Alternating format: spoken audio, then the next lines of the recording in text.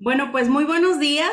Esta mañana quiero comenzar compartiéndoles un dato curioso sobre esta su servidora, de un gusto en particular que yo tengo, que es por las historias de amor, las historias de romance y particularmente hay una autora que a mí me gusta mucho y que Manuel, pues entre que no comparte mi gusto, pero además le da risa porque son historias que tan me gustan que he visto varias veces las películas, he leído los libros de esta autora, en realidad es una escritora de Inglaterra, si no me equivoco, se llama Jane Austen.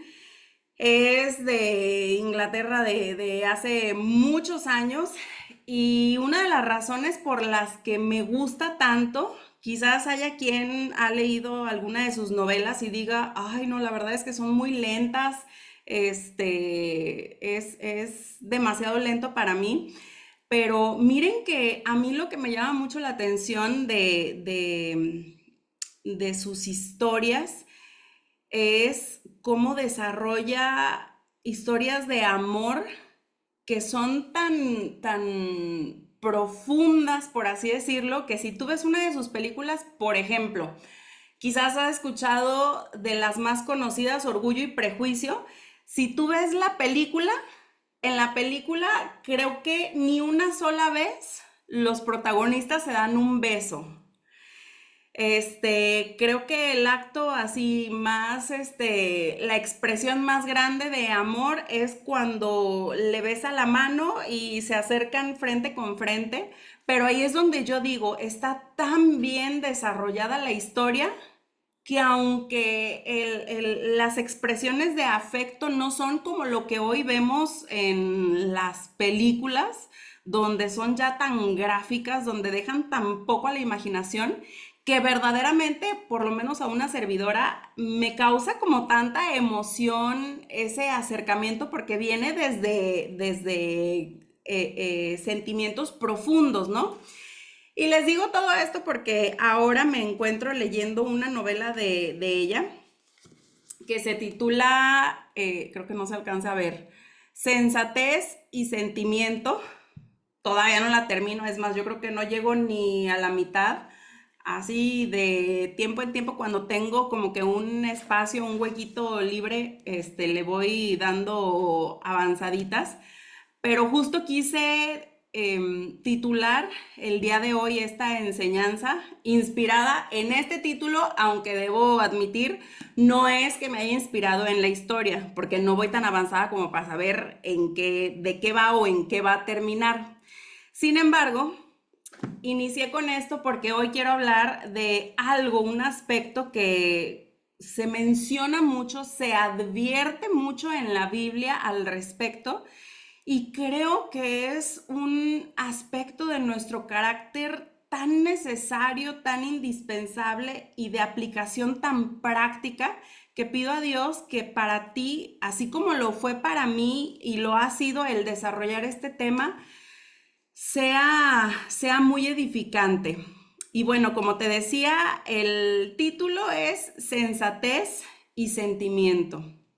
Pero yo quiero hablarte primeramente del insensato, que tú lo vas a ver cómo aparece de manera recurrente en la Biblia, también conocido como los famosos necios. Sobre todo en el libro de Proverbios, tú ves mucho cómo se menciona el sabio y el necio, como que es la contraparte del sabio, el necio.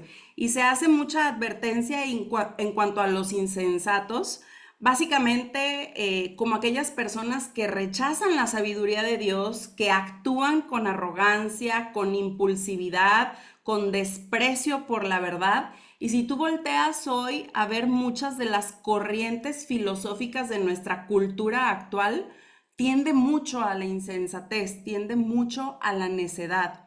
Y he resumido las advertencias o algunas de las advertencias que tú puedes encontrar en la palabra de Dios como 5 puntos principales y los voy a respaldar con versículos para que vayamos como profundizando un poquito a qué se refiere la palabra cuando dice insensato o cuando dice necio. Y voy a compartir pantalla en este momento porque va a ser como muy didáctica esta onda. Primeramente, vemos que en la Biblia el insensato se refiere como aquel que desprecia el consejo y la corrección. Y tú lo puedes encontrar en Proverbios 12:15, donde dice, el camino del necio es derecho en su opinión, mas el que obedece al consejo es sabio. O sea, el necio siempre está convencido de que lo que está haciendo es lo correcto. Y cuando alguien viene a plantearle o a sugerirle algo contrario, lo desecha, lo descarta. Hay otro versículo que dice que la sabiduría está en la multitud de consejos. Y lo podemos ver en la historia de Moisés. Fíjate qué interesante. Moisés es un hombre que se gana, por así decirlo, su papel como líder del pueblo de Israel, como el libertador. O sea, él se la jugó cuando Dios lo comisiona en la zarza ardiente, cuando le dice, mi pueblo lleva cautivo demasiado tiempo y a través de ti lo voy a liberar. La primera cosa que le dice es, vas a ir y te vas a presentar frente a Faraón. Y mira que eso ya es un gran riesgo y demanda gran valentía. Por supuesto, lo primero que él dice es, no, espérate, yo soy tartamudo, pero como quiera va y lo hace. Y podemos ver cómo viene todo el tema de las plagas y finalmente el pueblo de Israel es libertado. Y es en un momento donde ya está más avanzada la historia que llega Jetro, su suegro, un hombre que cuando tú lees es un hombre que pareciera ser recién convertido. O sea, aterrizándolo al tiempo presente o incluso aterrizándolo a Inmunotech, es como, digámoslo así, como un platino, que en este caso sería Moisés, un hombre que ya ha recorrido mucho, que se ha enfrentado a mucho, y Jetro, como un nuevo converso, es como si un recién asociado llega y observa la dinámica de cómo está dirigiendo Moisés al pueblo y le dice, ¿sabes qué, Moisés? Te vas a quemar. Porque Moisés llevaba todos los asuntos del pueblo, él veía todos los conflictos, todos los temas y le dice, tú lo que necesitas es comisionar gente que se encargue de ver todos los retos que se presentan, o sea, como gestionar todo lo que estaba ocurriendo. Y sabes, en ese momento tú ves a un Moisés sabio que escucha al consejo de alguien que no tiene mucha experiencia, pero que tiene sabiduría en las palabras que le está diciendo, en el consejo que le está dando. Y es ahí cuando Moisés empieza a levantar jueces que puedan recibir los casos del pueblo, las situaciones que ocurrían. Y bueno, aquí se pone de manifiesto o la contraparte de lo que sería la necedad o la insensatez, que bien Moisés pudo haber dicho, Jetro, tú vas llegando, ¿qué sabes tú de lo que implica liderar a este pueblo? Sin embargo, él escucha, atiende y lo lleva a cabo. Segunda característica del insensato, es gente que habla sin pensar. Y si nos vamos a Proverbios 29:11, dice la palabra, el necio da rienda suelta a toda su ira, mas el sabio al fin la sosiega. El insensato es pronto para externar su opinión, sin tener mucho contexto, sin dar tiempo para analizar, para meditar la situación, inmediatamente da su opinión, inmediatamente da rienda suelta, como vemos aquí en este versículo. Y en otras palabras, es impulsivo al hablar, no controla sus emociones y por ende es alguien que tiende a causar conflicto o daños, porque en esa ligereza por hablar lo primero que se le viene a la mente, por darle rienda suelta a las emociones, puede ser alguien atropellante, puede ser alguien que lastima a otras personas simplemente por no detenerse a considerar lo que en su mente o en su corazón está sintiendo en ese momento. Tercera característica es alguien que rechaza a Dios. Nos vamos a Salmo 14:1, dice el necio en su corazón, no hay Dios. se han corrompido, hacen obras abominables, no hay quien haga el bien. Fíjate, el insensato puede vivir como si Dios no existiera y por esa razón se adjudica todos los logros. Es decir, cuando las cosas andan bien, son porque han hecho ellos cosas correctas, porque son muy inteligentes, porque son muy ágiles, porque son muy sagaces para moverse, ya sea en los negocios, en las finanzas, en las cosas del mundo, pero al mismo tiempo son aquellos que cuando las cosas van mal, son rápidos para señalar. Ah, es que las cosas no salieron bien porque fulano y sutano no hicieron bien su trabajo, porque yo les dije cómo tenía que ser hecho, pero ellos no hicieron caso, porque fulanito, o sea, sí me explico, se adjudican las victorias, pero señalan en los fracasos al resto de las personas. No es que le den la gloria a Dios de las cosas que van bien o cuando las cosas salen bien. Son de los que dicen, ¿y por qué le voy a dar el crédito a Dios cuando yo me esforcé? Cuando a mí se me vino la idea, porque yo tuve la inteligencia. Siguiente característica del insensato, es aquel que vive repitiendo sus errores. Y disculpen ustedes porque está fuerte pero es palabra de Dios. Proverbios 20, perdón, me salté una. Confía en sí mismo. Regresamos el cassette. Otra característica del insensato es una persona cuya confianza está puesta en sí mismo. Se guía por sus sentimientos, por su intuición y no por la sabiduría divina. Proverbios 28-26 dice, el que confía en su propio corazón es necio. Fíjate qué fuerte, porque ¿cuánto no escuchamos en las películas, los reels, los memes, los videos, lo que tú quieras? Sigue tu corazón. Y hasta yo a veces con las películas infantiles escucho mucho esa frase que suena tan bonita, que tu corazón te guíe. Y la palabra de Dios dice, el que confía en su propio corazón es necio. Ay, caray. Mas el que camina en sabiduría será librado. Y finalmente, ahora sí me voy a la fuerte, son las personas que viven repitiendo sus errores. Proverbios 26:11, como perro que vuelve a su vómito, así es el necio que repite su necedad.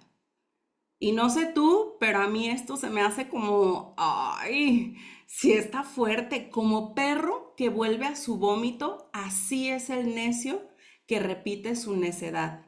¿Sabes cuál es el tema en la insensatez, en la necedad? Que hay una ceguera espiritual. Como es alguien que anda en su propio juicio, que sigue la intuición de su propio corazón, que niega a Dios y rechaza el consejo de terceros, es una persona que se ha cegado y anda en su propio entendimiento, de tal manera que puede cometer un error y no verlo. Por eso tú ves que Jesús constantemente en sus predicaciones declara cosas como el que tenga ojos para ver, que vea, el que tenga oídos para oír, que oiga. ¿Qué es lo que está diciendo en otras palabras Jesús? El sensato, el entendido, el sabio que tome, que reciba esta enseñanza. Y hace poco en la clase que les compartíamos, que empezamos a tomar Emanuel y yo sobre teología, sobre Biblia, decía que es interesante observar cómo Jesús enseñaba, porque si tú te das cuenta en los sermones que Jesús da, uno, él habla mucho por parábolas, era su forma de enseñar, pero dos, él no se quedaba a explicar, a desmenuzar las enseñanzas, y hay una razón de ser. No es que Jesús fuera ¿cómo se puede decir?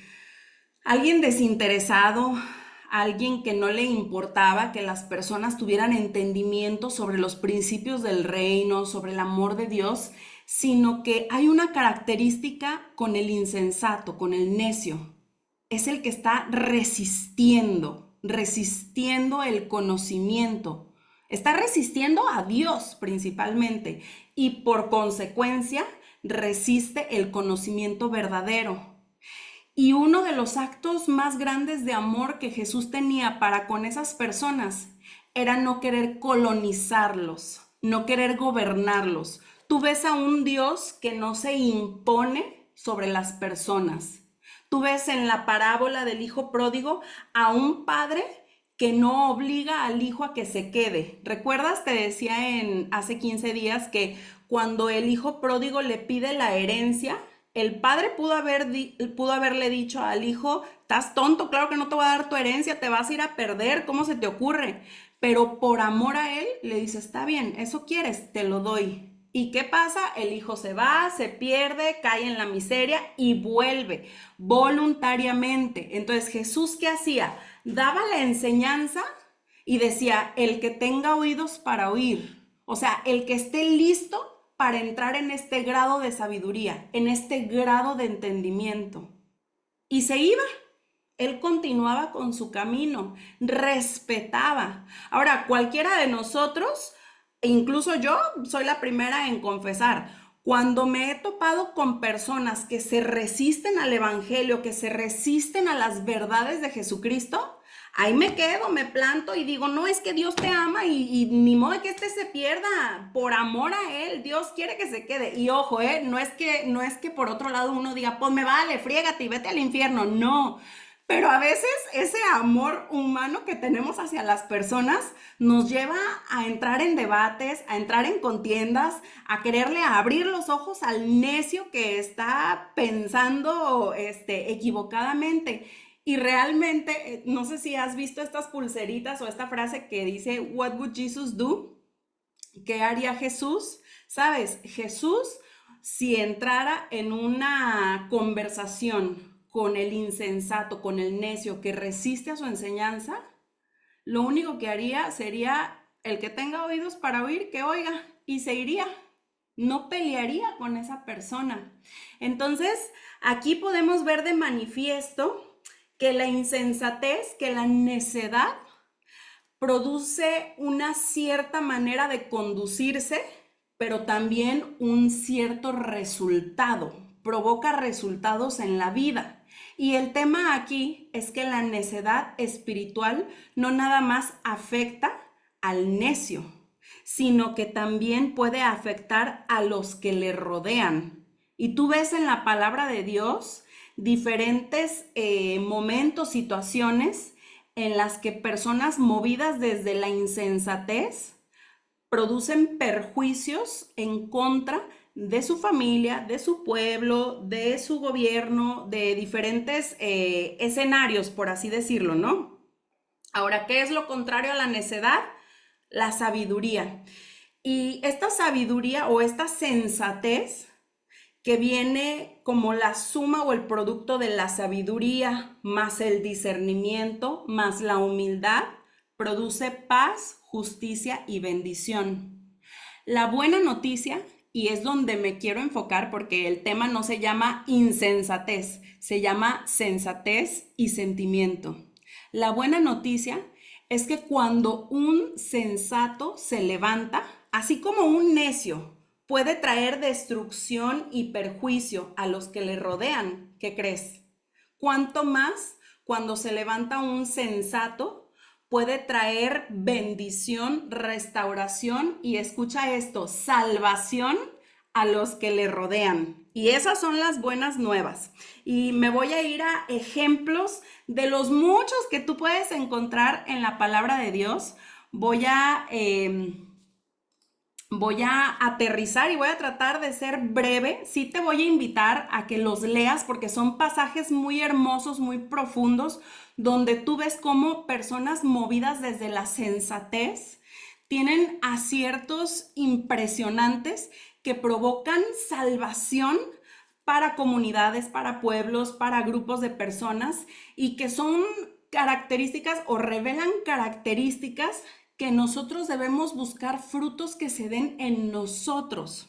Ahora, si decíamos que el insensato de primera o como rasgo principal son personas que niegan o desechan a Dios, desechan el conocimiento de Dios, desechan el consejo de Dios. ¿Qué es lo primero que una persona tiene que tener como rasgo para entrar en el grupo de los sensatos? Personas que buscan a Dios, que buscan la guianza, la dirección, la instrucción de Dios. Así que bueno, ya ahí de entrada no es garantía que todos aquí seamos sensatos, pero vamos por el buen camino, ¿eh? Vamos, ya dimos el primer paso y eso es algo bueno.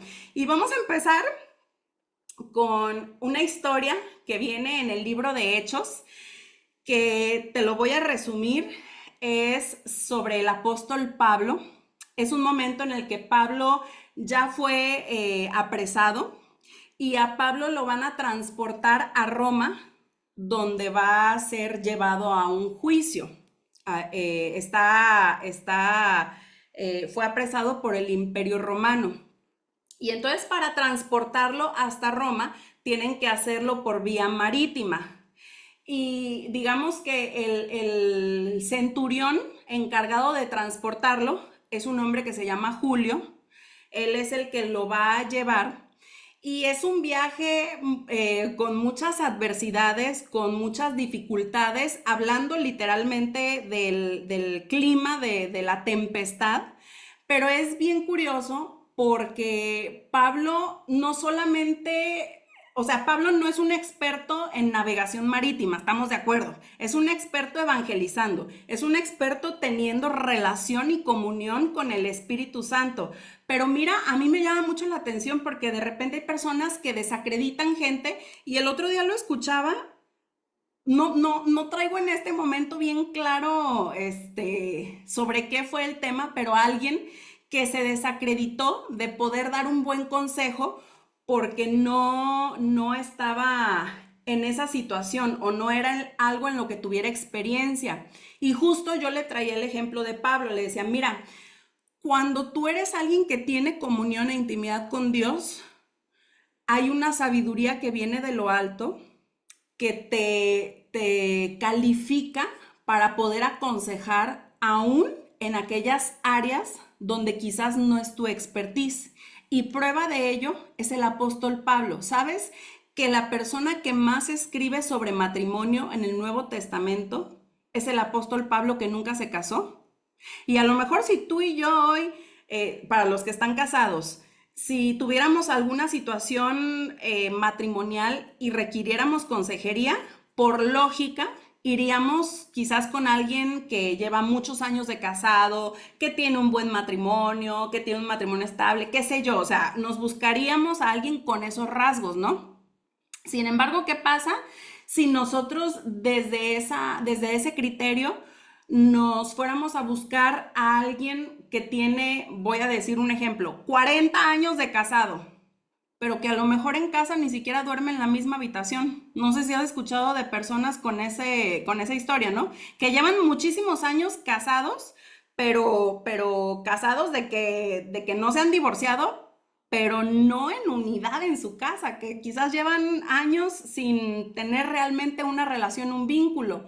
Y podríamos, por otro lado, desacreditar a alguien que no está casado, que está joven o que está recién casado, pero ¿qué pasa si es alguien que tiene una comunión con el Espíritu Santo? Tal vez tenga un consejo más sabio que darte el que está teniendo, no tal vez, muy seguramente, si el que está casado de 40 años lleva casado, pero no tiene una comunión con el Espíritu Santo, casi te puedo garantizar que es más sabio y más certero el consejo que te va a dar quien tiene una comunión con el Espíritu Santo, no importando su estatus y no importando si es que está casado, el tiempo que lleva casado o incluso la edad. Porque si recuerdas, Pablo a uno de sus discípulos más amados, Timoteo, le dice, no dejes que por jovencito te hagan menos. Porque a Timoteo lo mandaba a iglesias donde eran puros ancianos y les decía, tú vas a ir y los vas a corregir. Y lo que tú ves que están haciendo mal, enderézalos y no te achiques, porque el Espíritu Santo va contigo y Él es el que habla a través de ti. Entonces, bueno, cierro este paréntesis y me voy directamente a este pasaje donde es bien chistoso porque están ya, en este viajecito, en Hechos 27, 9 al 11 dice, y habiendo pasado mucho tiempo y siendo ya peligrosa la navegación, por haber pasado ya el ayuno, Pablo les amonestaba, diciéndoles, varones, veo que la navegación va a ser con perjuicio y mucha pérdida, no solo del cargamento y de la nave, sino también de nuestras personas. Pero el centurión, ojo aquí, daba más crédito al piloto y al patrón de la nave que a lo que Pablo decía. O sea, ¿cuántas veces no hemos visto este escenario ocurrir en el día a día? Pablo, que dicho sea de paso, por haber pasado ya el ayuno, hace ya algunos meses les hablaba del poder del ayuno, como entre los muchos beneficios que el ayuno trae, es que trae revelación de parte de Dios. Entonces Pablo era un hombre que estaba teniendo comunión e intimidad con el Espíritu Santo. Y les dice, ¿saben qué? Este viajecito nos va a traer muchos desafíos. Pero después vemos que el centurión, que dijimos que es el que está transportando a Pablo, es el encargado de llevar a Pablo hasta Roma, le da más crédito, o sea, confía más o le cree más al piloto y al patrón de la nave, o sea, al dueño del barco. Y mira, me adelanto, como te digo, va a ser resumen, pero tú vete después al capítulo 27 porque está padre, es como una historia, literalmente. Me adelanto al versículo 21, dice, entonces Pablo, ahorita ya estamos en el momento en el que se les está viniendo el mundo encima, los vientos soplan en contra, están todos valiendo queso, disculpen la expresión, están literalmente ya atemorizados. Y dice, entonces Pablo, como hacía ya mucho que no comíamos, esto lo está narrando Lucas, puesto en pie en medio de ellos, dijo, habría sido por cierto conveniente, oh varones, haberme oído y no zarpar de Creta tan solo para recibir este perjuicio y pérdida. Pero ahora, o sea, bueno, ustedes ya lo leerán, pero hacen como, ¿cómo se puede decir? Como trasbordos. Y Pablo desde el principio les dice, no nos conviene, va a haber mal temporal, va a haber pérdidas. Y los otros, no, démosle, es que no es bueno quedarnos aquí porque en el invierno es muy malo, entonces sigamos nuestro camino. Entonces ya de plano no estaban ni comiendo la tripulación, de que ya estaban asustados, apanicados, lo que sigue. Versículo 22. Pero ahora os exhorto a tener buen ánimo, pues no habrá ninguna pérdida de vida entre vosotros, sino solamente de la nave. O sea, eso sí les dijo, miren, este barco va a valer queso, no va a resistir la tempestad, pero tengan ánimo. Ojo con esa expresión. Sino solamente de la nave. Versículo 23. Porque esta noche ha estado conmigo el ángel del Dios de quien soy y a quien sirvo. Esa es la clave. Pablo no está hablando desde lo que él cree, no está hablando desde los cálculos marítimos que él hizo, él está hablando desde lo que escuchó de parte de Dios, de quien él es y a quien él sirve. Versículo 24, diciendo, Pablo, no temas, es necesario que comparezcas ante César. O sea, Dios le dice, Pablo, yo dije, tú llegas a Roma y de que llegas, llegas. Y he aquí, Dios te ha concedido todos los que navegan contigo. Mira qué bonito, por causa del sensato se salvan esta bola de insensatos. Dicho con mucho respeto, ¿verdad? Versículo 25, por tanto, oh varones, tened buen ánimo, porque yo confío en Dios que será así como se me ha dicho. Sabes, yo veo tantas cosas hermosas en este pasaje, porque número uno, Pablo aquí demostró tener más conocimiento que quien seguramente llevaba años, si no es que toda su vida, manejando, dirigiendo navegaciones, que es el piloto y el dueño de la embarcación. La sabiduría que proviene de lo alto acelera, trae aceleración sobre nosotros, nos da conocimiento y entendimiento del porvenir. Me encantó porque hace tiempo escuchaba una predicación sobre Noé cuando construye el arca. Dice, mira, tú revisa hoy en día los avances tecnológicos que miden lo meteorológico, a cuánto tiempo hacia adelante te pueden dar una predicción del tiempo. Tú sabes, a veces no sé si les ha pasado que vas a hacer maleta para viajar a algún lugar y te pones a ver el tiempo. Y nos pasa ahora recién que acabamos de regresar de Chicago, que nosotros ponemos cómo va a estar el clima en Chicago y entonces en función de eso hacemos la maleta. Y a la hora nos quedó mal, no tuvo palabra de honor ni la aplicación meteorológica ni los vientos de Chicago y nosotros vamos muy veraniegos y empieza a soltarse un frillazo. Eso nos pasó hace como 2 años. Y ahora, lo contrario, ¿no? Yo dije, bueno, pues a lo mejor nos vuelve a aplicar la misma esta aplicación chucha y pues resultó todo lo contrario. Hacía un calorón y a Noé, cuando no había nubes, cuando no pintaba aquello para ver mal temporal, Dios años atrás le dijo, construye un arca y prepárate. O sea, Dios te va a anticipar a las temporadas que vienen cuando tú caminas en sensatez, cuando lo pones a Él primero. A mí me encanta porque dice, eh, repito, dice, porque esta noche ha estado conmigo el ángel de Dios de quien soy y a quien sirvo. Consejo número 1 y característica principal del sensato, del sabio. Es alguien que está con Dios y que sirve a Dios. Que Dios es la principal voz sobre su vida. No es el que primero prende la televisión para ver los noticieros, no es el que si va a hacer una inversión, primero se reúne con un grupo de expertos en inversiones. O sea, cada decisión, cada situación sobre la cual tiene que tomar un rumbo, primero consulta a Dios. Y tú no sabes cuántos testimonios Dios nos ha dado al respecto de situaciones en las que hay decisiones que tomar y nosotros le preguntamos al Señor y le decimos, Padre, a donde tú nos digas vamos. Y así el mundo entero diga que es para allá. Si tú dices que es para allá vamos. No importando que sea absurda nuestra decisión a los ojos del mundo. Y Dios jamás, jamás ha fallado. Y déjame te digo esto, spoiler alert. Si el mundo dice para allá y Dios dice para allá y tú le das para allá y las cosas no salen como tú creíste que iban a salir, es porque Dios no ha terminado de obrar el milagro. Nunca dejes que el diablo te engañe de esa manera, diciendo, uy, le hiciste caso a Dios y mira hasta dónde te llevó. Es que Dios se quiere glorificar en medio de todo eso. Es que Dios quiere hacer algo mucho más grande de lo que tú le estabas pidiendo que hiciera. Y me encanta porque dice, Dios te ha concedido todos los que navegan contigo. Eso es un regalo de parte de Dios y que apela a esto que te decía, por causa de un sensato puede haber salvación.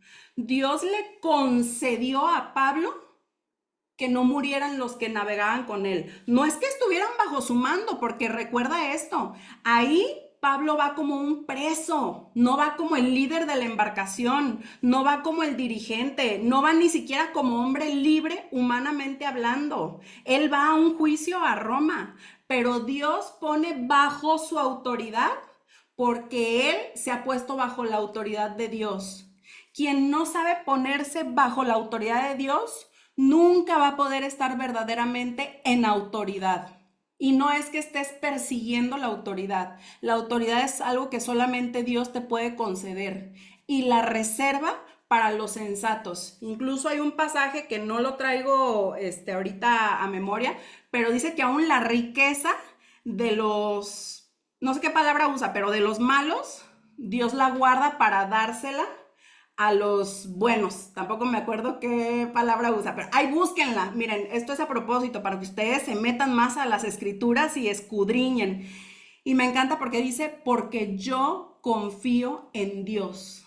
Grábate esto, con que tú confíes en Dios. Si alrededor de ti no están confiando, tú no dejes de confiar. Tú no dejes de confiar. No te muevas por lo que están haciendo las personas que están alrededor tuyo, porque Dios te va a conceder aún la salvación de aquellos que en este momento no están caminando como tú. Siguiente característica, y esta viene en la historia de Moisés. Resumen, sabemos que Moisés liberta por orden de Dios al pueblo de Israel de la cautividad de Egipto, 400 años de esclavos. A través de Moisés empieza a hablarle al faraón, vienen las plagas y terminan los egipcios abriéndole las puertas y diciéndoles por favor váyanse. O sea, a tal punto es de que ven la mano poderosa de Dios obrar, que cuando van saliendo incluso se despojan de sus joyas, de sus cosas y se las dan a los israelitas para que salgan ahora sí, que con la puerta ancha, con bombo y platillo, casi me imagino a los israelitas así de, chao, cariños, que estén muy bien. Ay, por favor, llévate esto. Ay, bueno, muchas gracias. ¿Cómo se me ve este collar? Ay, muchas gracias. Qué lindo, sé qué detalle. Qué gusto haber estado con ustedes. Bueno, que Dios los bendiga. Y se van. Pero llegan al desierto y valió queso. Los israelitas empiezan, ay, no, Moisés, aquí no hay nada que comer. Mira, por lo menos allá en Egipto comíamos 3 veces al día, pero acá, ay, no. Y luego qué calorón. Y luego, ¿a dónde vamos? Mira, un desierto. Ay, no. No se me vayan a poner tan rápido así de estos israelitas, cabezones, porque ¿cuántas veces no hemos sido nosotros esos israelitas? De, ay Dios, pero es que yo me acuerdo antes que por lo menos esto y aquello. Todos hemos sido esos israelitas en algún punto de nuestras vidas. Pero la cosa aquí es que llega el punto en el que los israelitas están de insensatos, de necios, a tal punto que Dios dice, ¿sabes qué? Ya estuvo. Hasta aquí llegamos. Y nos vamos a ir a Éxodo capítulo... Ay, perdón. Último dato curioso de este pasaje con Pablo. Son 276 personas las que se salvan, las que iban en esa embarcación, porque a lo mejor yo te digo barco y te imaginas 5 chicharitos ahí metidos en el... Ay, no dije chicharito por lo que anda pasando, pero te imaginas así como 3, 4 personitas que andan ahí en la embarcación. 276 personas se salvaron por causa de un sensato. Y dicho sea de paso, en todo momento, a pesar de que no lo escucharon, porque ojo, se me olvidó recalcar esto, Pablo les dice, miren, bien hubiera sido que me hubieran hecho caso y no me levanten la mano, pero ¿cuántas veces decimos, si me hubieras hecho caso, no estaríamos aquí? Pablo no lo hace así, no os confundáis, hermanos.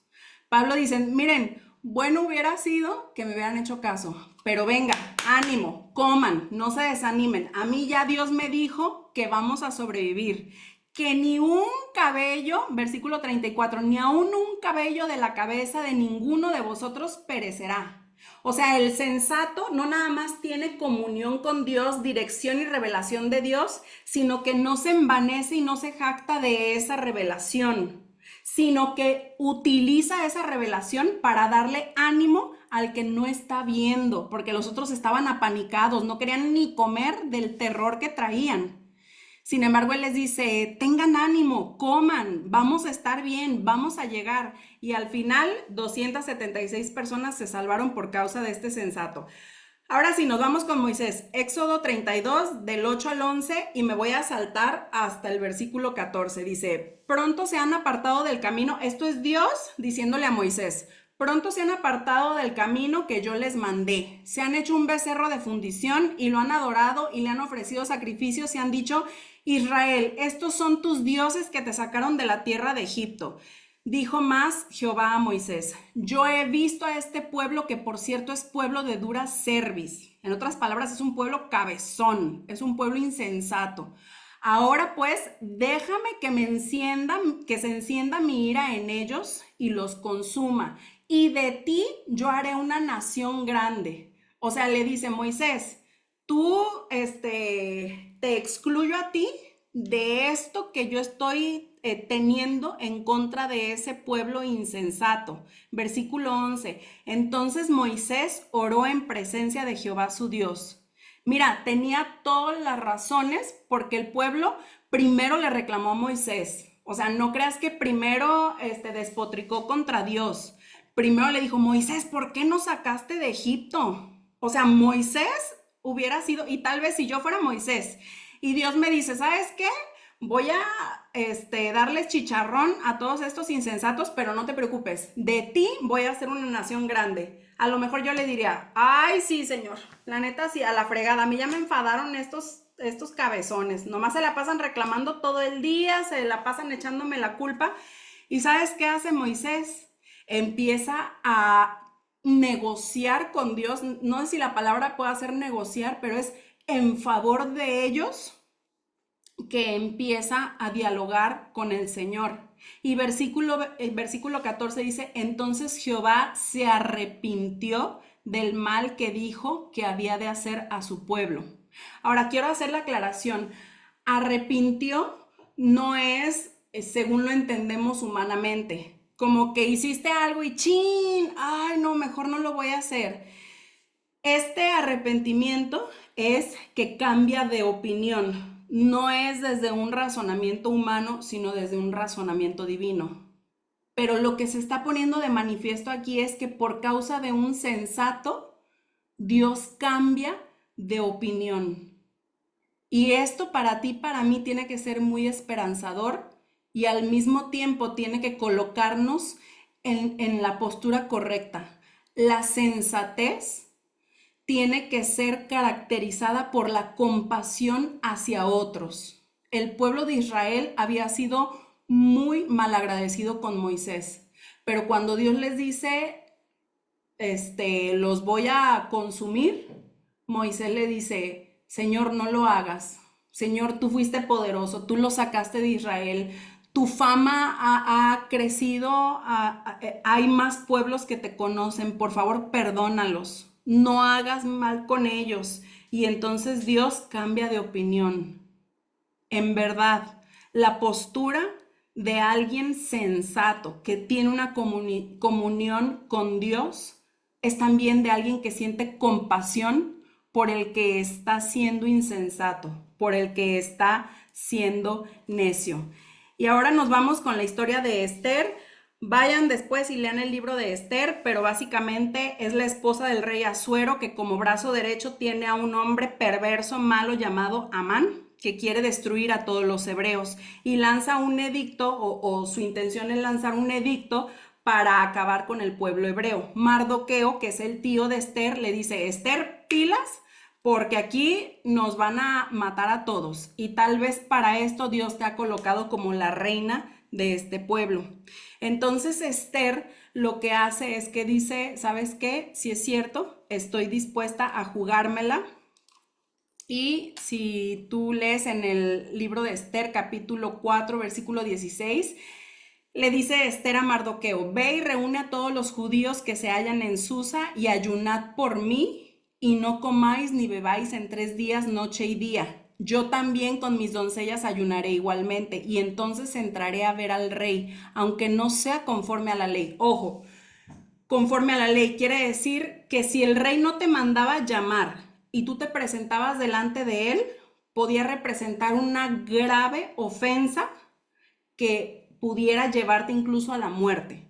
O sea, presentarte delante del rey sin tener una cita o un llamado por parte del rey, si lo agarrabas de malas o en mal día, qué sé yo, hormonal, no sé, él puede decir que la maten. ¿Qué hace aquí? Es como un acto de ofensa, de insurrección. Pero ella le dice, dile al pueblo que ayune por mí, yo voy a ayunar con mis doncellas. Y fíjate, dice, y si perezco, que perezca. En otras palabras, Esther estaba dispuesta a correr riesgo, estaba dispuesta a morir. El sensato busca y tiene comunión con el Espíritu Santo, es movido por la compasión hacia otros, pero además es alguien que está dispuesto a tener pérdidas. Es alguien que no está nada más velando por su propio o cuidando su propia reputación. Claro, podemos decir que en este pasaje estamos hablando de la muerte literal, pero ¿cuántas situaciones hay donde el comportarte con sensatez puede implicar que seas ridiculizado, señalado, juzgado, criticado, quitado por otros, que dejes de ser considerado, que dejes de ser invitado, que dejes, o sea, que seas excluido, que seas apartado. Y ahí es donde viene realmente la cuestión. ¿Qué es lo que te importa más? Porque si hay en tu corazón una disposición de correr riesgos, entonces sí estás genuinamente siendo movido, movida desde la sensatez, perdón. Siguiente, José el Soñador. Su historia es larga y escabrosa.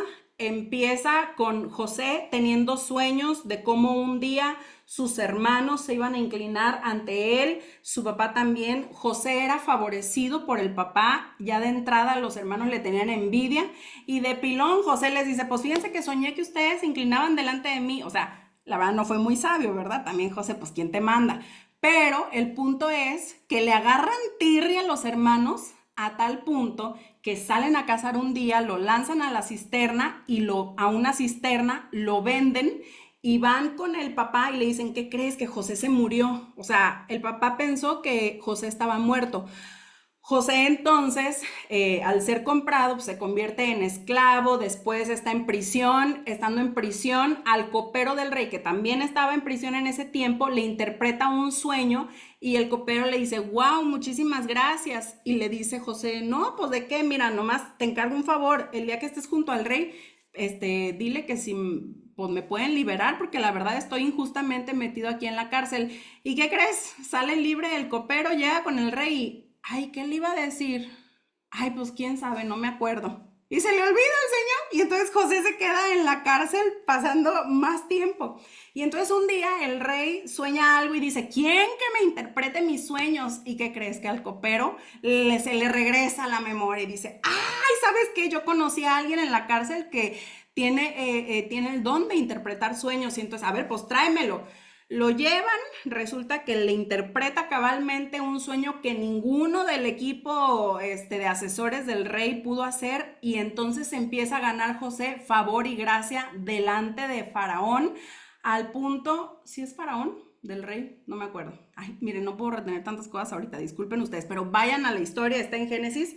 El punto es que llega a ser el segundo al mando, a tener la posición más alta de Egipto y entonces se viene una hambruna a nivel mundial que, ¿qué crees?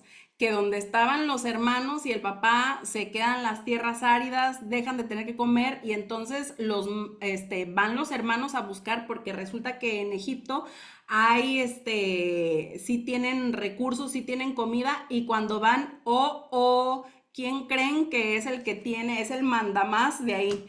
Pues José, al que vendieron, el sensato, porque además fue el que anticipadamente, como decíamos con Noé, anticipadamente pudo prepararse para esa temporada en la que iba a haber hambruna a nivel pues, mundial, como quien dice, ¿verdad?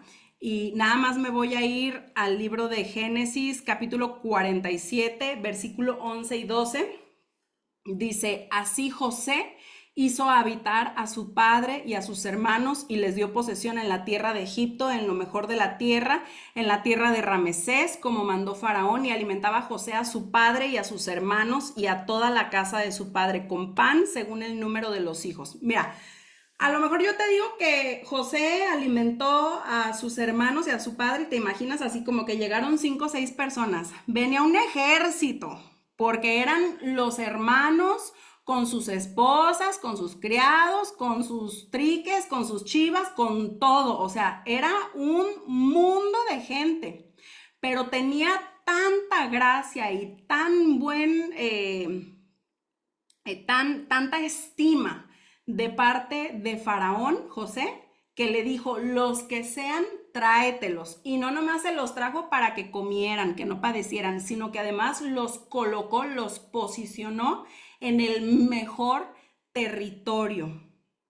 El sensato ganó un acceso para toda su familia. Y ojo, no fue que, ay, pues sí, claro, si a mí me dicen, yo claro que quisiera ganarle un lugar a mi esposo y a mis hijas porque los amo, porque son lo más importante que Dios me ha dado.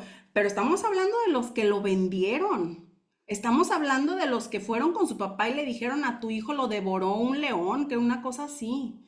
O sea, de los que uno podría pensar por causa de ellos, José la padeció muchísimos años. Y ni te conté, pero por ahí la mujer de Faraón lo quiso difamar, quiso acusarlo de que había intentado violarla. O sea, le fue como en feria al pobre José. Y finalmente cuando ellos se presentan, ahora volteados los papeles, ellos en necesidad y él en posición de autoridad, él los perdona, él los recibe y no es que, ay, bueno, pues ahí acomódenlos donde puedan, ahí pongan su sleeping y duerman por ahí. No, no, les da un lugar de honor, los honra a los hermanos, a esos que lo ofendieron, que lo agredieron. Eso hace la sensatez. Es una de las características del sensato, es que tiene un corazón sano. Es que no es que ha sido alguien que nunca ha recibido ofensas, es alguien que ha podido ser libre de las ofensas. Porque tú vas a la historia y tú ves cómo José sufre. Es más, dice que llora tan fuerte que hasta casa de Faraón se alcanzan a escuchar sus gritos, su llanto. O sea, imagínate el dolor que había en el corazón de José. El sensato no es quien no padece, es quien a pesar del padecimiento encuentra sanidad en Dios, pero la elige, porque es voluntaria. Ofensas vamos a recibir todos, pero de cada quien será la decisión de llevar estas ofensas al Padre para que nos haga sanos y tengamos un corazón libre de ofensas y sano. Y ahí es cuando realmente podemos crecer en sensatez y sabiduría. Y por último, una historia que a mí me encanta. Recién la estuve estudiando hace poco. Trata sobre una mujer llamada Abigail. Es en el tiempo en el que David está siendo perseguido por Saúl. A Saúl se le botó la canica. Saúl le tiene tanta envidia a David que lo quiere matar. Durante 7 años lo estuvo persiguiendo por todos lados para asesinarlo porque representaba una amenaza no nada más a su reinado, sino que ya Saúl estaba consumido por los demonios, por la envidia, por los celos, por muchas cosas feas. David se mantiene limpio en el sentido de que habiendo tenido la posibilidad de matar a Saúl, no lo hace, lo respeta, pero dice, en vez de hacerle frente, yo me voy a ir, me voy a apartar. Y entonces llega a la tierra de Nabal, que es el esposo de Abigail. Y dicho sea de paso, David o los hombres de David habían cuidado, habían apoyado a Nabal. O sea, Nabal tenía razones para estar agradecido con David. Sin embargo, ¿qué crees? Nabal no se caracterizaba por un hombre sensato, era insensato. Entonces, cuando David envía a sus hombres con Nabal para pedirle, pues se podría decir como asilo, que en realidad es pedirle o para que le regrese el favor, ¿no? Porque David había sido muy bueno con él. Nabal le da una patada y aún se atreve a decir, ¿quién es David? Así como que pues, yo no sé, ¿cómo que quién? Pues el que ha cuidado, te ha acercado, ha protegido de que, que tus posesiones no sufran pérdidas y demás. Pero bueno, el punto es que lo manda para atrás a la gente de David y entonces van esos con David y David dice, con que no me conoce. Vamos viendo. Y David es guerrero de guerreros y trae consigo a lo mejor de lo mejor en cuanto a guerra. Pero fíjate lo que hace Abigail. Nos vamos al libro de Primera de Samuel 25, versículo 23 y 20, del 23 al 25. Y cuando Abigail vio a David, se bajó prontamente del asno. Ojo, un siervo de la casa de Nabal va con Abigail y le dice, acaba de pasar esto y esto y esto. Abigail es una mujer sensata. Entonces Abigail se apronta y ahí dice, Y cuando Abigail vio a David, se bajó prontamente del asno y postrándose sobre su rostro delante de David, se inclinó a tierra y se echó a sus pies y dijo: Señor mío, sobre mí sea el pecado. Mas te ruego que permitas que tu sierva hable a tus oídos y escucha las palabras de tu sierva. No haga caso ahora, mi señor, de ese hombre perverso de Nabal, porque conforme a su nombre, así es. Él se llama Nabal y la insensatez está con él. Mas yo, tu sierva, no vi a los jóvenes que tú enviaste. O sea, Abigail corre al encuentro de David cuando David ya viene decidido a destruir a la casa de Nabal por la respuesta que Nabal le dio. Dice que se postra sobre su rostro. ¿Qué es eso? Humillación. Abigail es humilde, está mostrando o demostrando humildad. Está buscando misericordia y mira cómo dice: sobre mí sea el pecado. O sea, está diciendo: lo que hizo Nabal no se lo tomes en cuenta, cárgalo a mi cuenta. Ojo, ¿qué fue lo que hizo Jesús? Llevó sobre él el pecado de nosotros. Dice, Nabal obró desde la insensatez, pero nosotros no sabíamos que tú habías mandado a tus hombres. Y entonces fíjate la respuesta de David en el versículo 32 al 35. Y dijo David a Abigail: bendito sea Jehová, Dios de Israel, que te envió para que hoy me encontrases.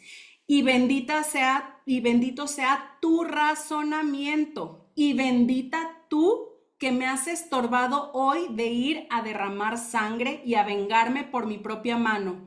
Porque vive Jehová, Dios de Israel, que me ha defendido de hacerte mal, que si no te hubieras dado prisa en venir a mi encuentro de aquí a mañana, no le hubiera quedado con vida a Nabal ni un varón.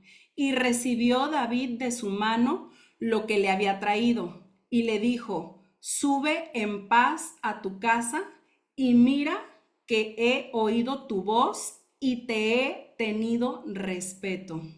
Sabes que en ese tiempo la mujer era un ciudadano de segunda categoría. De hecho, tú ves o escuchas mucho que Jesús vino a dignificar la posición de la mujer. O sea, en Génesis, cuando Dios crea al hombre y a la mujer, los pone en una posición de igualdad, en el sentido que de la costilla del hombre formó a la mujer. Sin embargo, en la cultura hebrea, la mujer era ciudadano de segunda categoría. El que tenía el respeto era el hombre.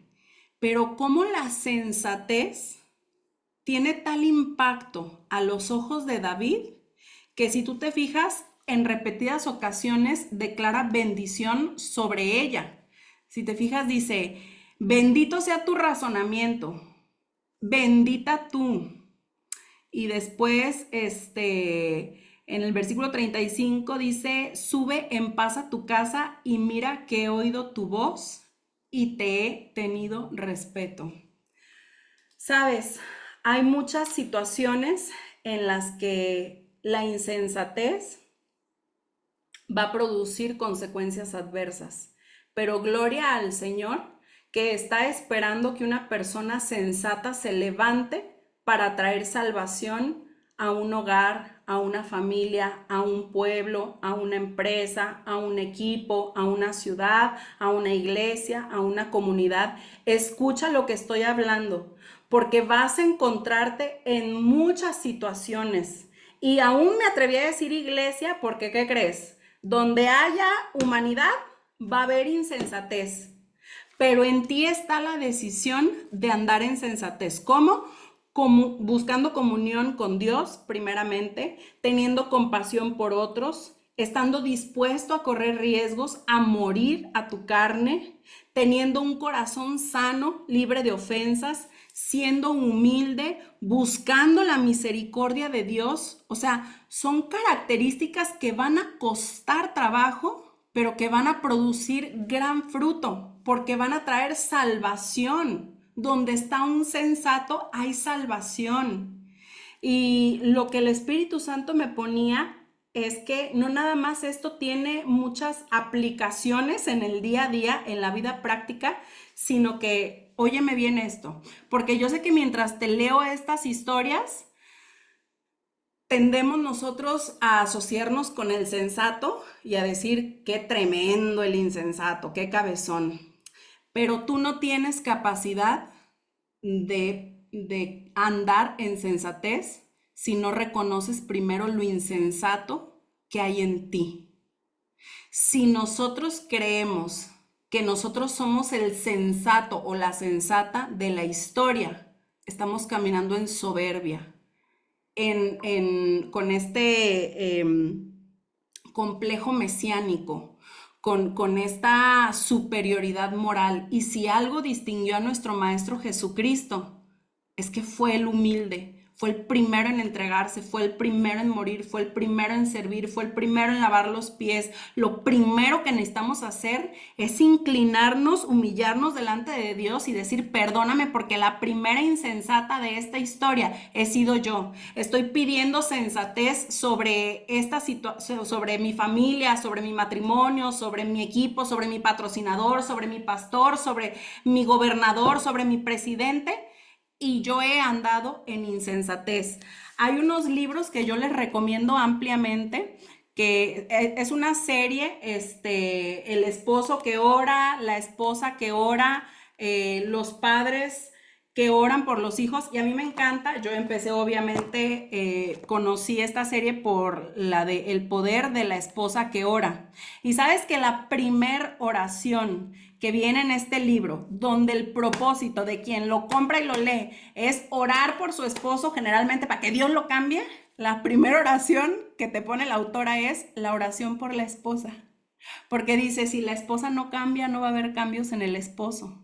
Entonces, el primer acto de humildad o de humillación que debemos de tener delante de la presencia de Dios es decir, Señor, perdóname porque he sido insensata. Desarraiga de mí la insensatez. Dame la sabiduría para reconocer mis áreas, mis pecados, mis faltas. Yo no puedo interceder, no puedo traer salvación a mi matrimonio, no puedo traer salvación a mi comunidad, a mi iglesia, a mi familia, si primero no obras en mí, si primero no desarraigas lo insensato dentro de mí. Así que pido a Dios que empiece a revelar aquellas áreas en las que has caminado en independencia a Dios, que es el primer punto de la insensatez, aquello en lo que has andado en tu propio entendimiento sin tomar en cuenta lo que Él ha dicho y poner por prioridad lo que Él dice por encima de lo que tú crees, y de esa manera puedas crecer en sabiduría y en sensatez para traer, como cada uno de estos personajes, salvación a tu territorio y a los tuyos. Así que bendito Padre, te damos gracias, Señor, porque tú eres el Dios de sabiduría, Padre, el Dios de redención, el Dios de restauración. Sé tú, Señor, el que obre en nuestra mente, en nuestro corazón, que desarraigues todo espíritu de necedad, toda insensatez, toda inmundicia, Padre. Te pedimos perdón, Señor, y reconocemos que los primeros que necesitamos ser sanados y libertados somos nosotros. Te pedimos perdón por todo orgullo, toda falta de humildad, y hoy te entregamos nuestros caminos, Padre. Queremos crecer no nada más en sensatez, sino en compasión, en humildad, en amor por otros, en esa disposición a morir a nosotros mismos para que otros sean salvos, Padre. Pido que produzcas milagros sobrenaturales de salvación, Señor, sobre los que están a nuestro alrededor, Señor, pero que mucho de ello venga como producto de lo que vean en nosotros, de la transformación que hagas primeramente en nosotros, Padre. Gracias, Señor, porque eres bueno y eres el Dios del oportuno socorro. Y sé, Padre, que esta enseñanza la has traído porque es un tiempo de salvación y restauración para nuestras vidas, para nuestras familias y nuestros hogares, y que esta semilla, Padre, produzca fruto al 100 por 1, en el nombre poderoso de Cristo Jesús.